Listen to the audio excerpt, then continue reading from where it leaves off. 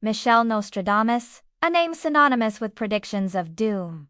But who was the real Michel Nostradamus? Born in 1403 in the French village of Saint-Rémy-de-Provence, Nostradamus was the son of a local merchant. By all accounts, he had an unremarkable childhood and showed no signs of the fame that would eventually come his way. After studying at a Jesuit school in his hometown, he went to the University of Toulouse to study medicine. It was here that he developed an interest in astrology and made some early attempts at prophesying. In 1422, at the age of 19, he married a woman named Andronica de Sais, and they had 4 children together. But tragedy struck when Andronica died in 1426, along with 2 of their children who perished in a plague outbreak. Nostradamus himself fell gravely ill but recovered and married a woman named Anne Diane in 1428.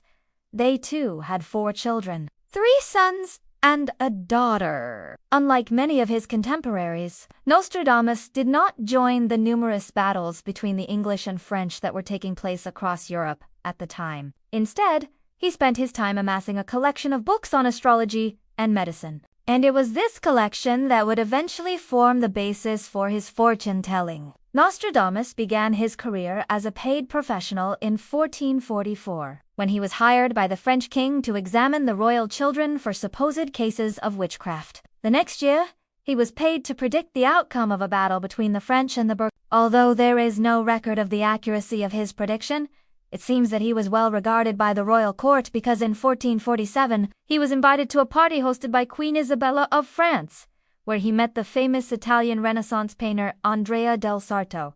A year later, he published his first book of prophecies, which were mostly concerned with the future of France. In 1450, Nostradamus returned to his hometown of Saint-Rémy, where he lived for the rest of his life, despite being in self-imposed exile from the French royal court. Nostradamus continued to publish books of prophecies, including one in 1454 entitled The Book of Predictions, which contained some of his most famous verses. In 1455, Nostradamus returned to the public eye when he was asked to predict the outcome of a siege on the city of Rochelle. His prediction that the city would fall to the English turned out to be correct and brought him renewed attention. Over the next few decades, he continued to publish books of prophecies, some of which were more well-received than others. But throughout it all, he remained a controversial figure. Some people believed that his predictions were nothing more than astrology or horoscopes, while others thought that he was truly gifted with the power of prophecy. Nostradamus died in 1477 at the age of 74.